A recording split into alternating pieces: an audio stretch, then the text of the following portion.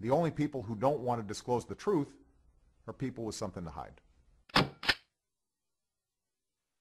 Your Honors, Mr. Page. The matter before the court this morning is the case entitled Page v. State, docket number 2012-439. The appellant, Brooke Page, is representing himself. Representing the appellee, State of Vermont, is Todd Delos. Okay. Thank you. Mr. Page? Yes, sir. Come on up here. If you'd like a little elevation to get higher than you are, we could put a step down there for you, but it's up to you. I'll be good. Actually, I think having the reading material close to eye here is probably okay. I hear you. All right. Please go ahead. Okay. I know that you've all reviewed the record and everything to this point and realized that I'm pro se defendant, plaintiff, or appellate at this point, plaintiff, not because I desired to represent myself, but because we could find no attorney within the state who felt that they were qualified or had the resources. And of course, the absurdity of that is then say, well, go ahead and represent yourself pro se, which is an impossible task. This all began with by going to the Secretary of State's office and inquiring about the question of unqualified candidates being put on the presidential ballot. And not just Mr. Obama, which we'll talk about more in a few moments, but in the end there wound up being 4 other folks that were unqualified, either because they were not even born in this country or were not born under the proper circumstances. 4 other people on for federal office? On the Vermont presidential ballot. For federal office? Yes, that's correct. The others were Mr. Rodriguez, who was on the Libertarian Party vice presidential candidate, and he was in fact born in El Paso, but his parents lived in Juarez and would sneak over the border to birth their children in El Paso. Well, that was an interesting piece of your argument, that if you have 2 people from Sweden, say, who come over here and have a child, that child has automatic citizenship, correct? Under the 14th Amendment, yes. Right. So what, other than your argument about eligibility for a federal office, are there any other restrictions on that citizenship? Any other limitations on that? The 14th Amendment makes individuals citizens of the United States, and clearly that's true after the 14th Amendment. Before that, being born in this country gave you nothing. If you were born to aliens, you were an alien yourself.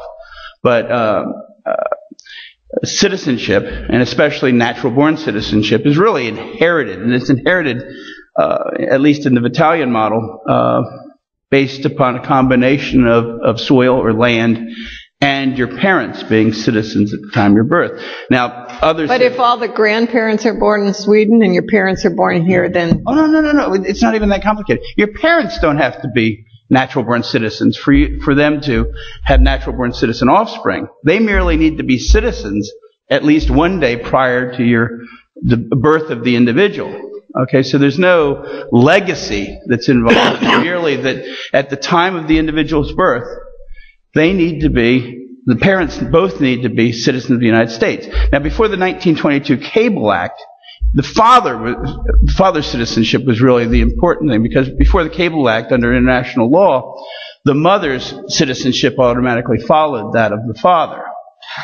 And this was law that went back to the beginning of time. So in the United States, after the Cable Act, then the mother's citizenship was independent of the father's. And that's why we now get into, well, you need 2 citizen parents. Originally, back from time immemorial until 1922. Mr. Page, can I interrupt you on the merits? Because I want to, I'm concerned about whether we can do anything about this case, even if we agree with you on the merits.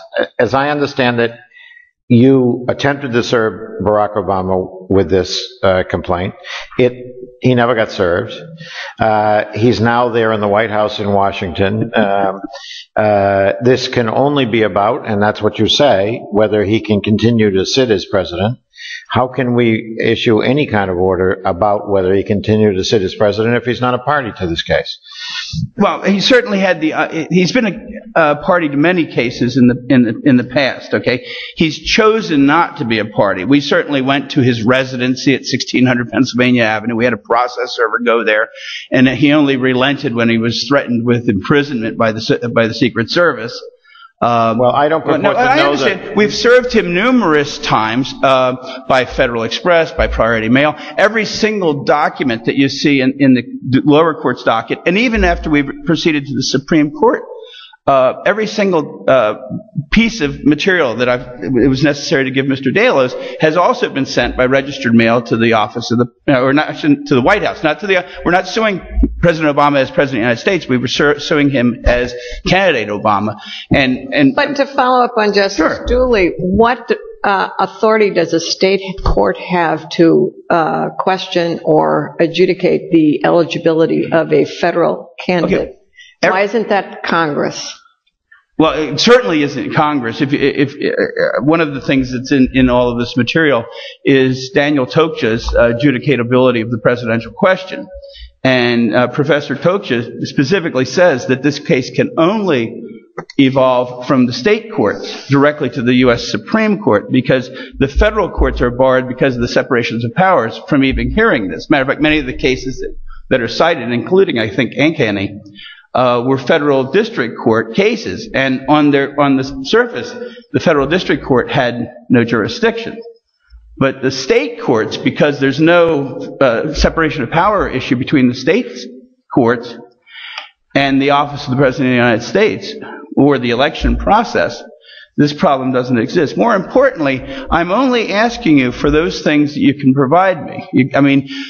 All of these other cases that you'll read about, and they're generally called birther cases, ask for far-reaching things. Well, what are you asking for at this point? I'm asking for several things at this point. First of all, Judge Bent said that I had no standing and he had no jurisdiction nor venue.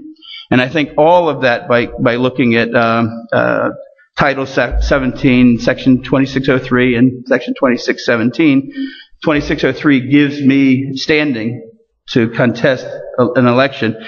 And 2617 gives the Superior Court the jurisdiction, and since it's a statewide or national question, the Washington County's Superior Court had the venue. But Judge Bent's decision was anchored on the fact that you set forth no personal harm or wrong or injury. Well, I think it's patently absurd to say that having an unqualified individual sit at the President of the United States does mean no injury. In the lower court, I think I opined at one point that my injury is the same as being one of the passengers on a doomed airliner. Okay. Can I?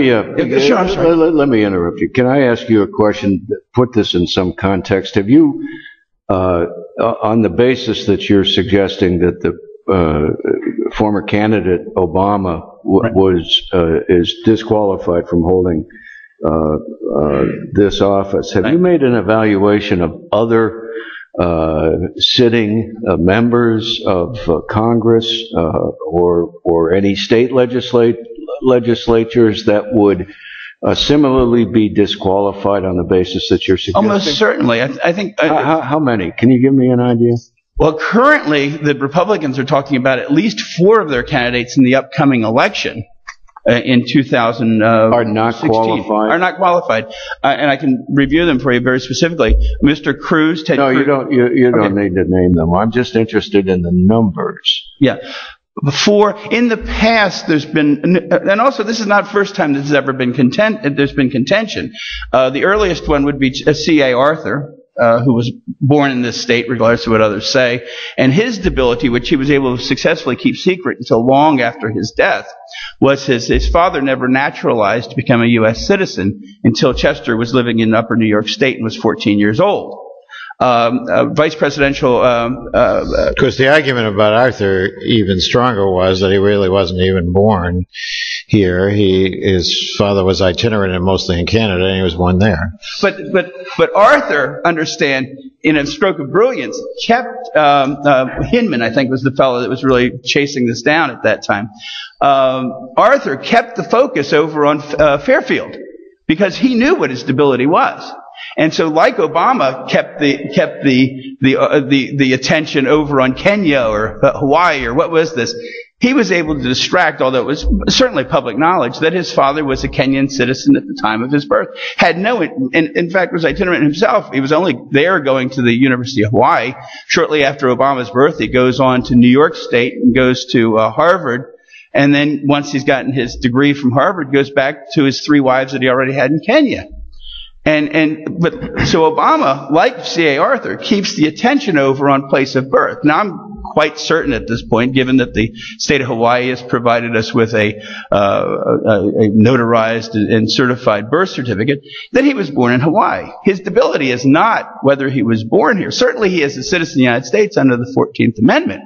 He just fails to be a natural-born citizen. How do you, assuming you prevail here, okay, what do you get out of the judgment here? Is it your strategy to go to states with electoral votes and somehow nullify the electoral votes? No. At this point in time, I'm trying to prevent, as best I can, future harm. By whom? See, the Secretary... Or from whom?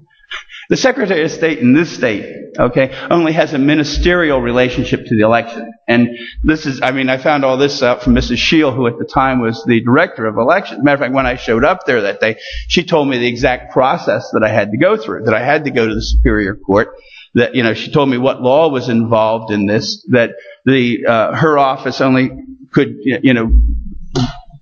operate the mechanics of the election. They could make no decisions. And this, I was told because it was a statewide issue, I had to go to the Superior Court. And she said I had to sue the Secretary of State. Now, Mr. Delos makes it sound like, oh, I'm some bad guy suing the Secretary of State. This is what I was told to do. And matter of fact, this is part of my confusion. But I'm trying to figure out to what end. Okay.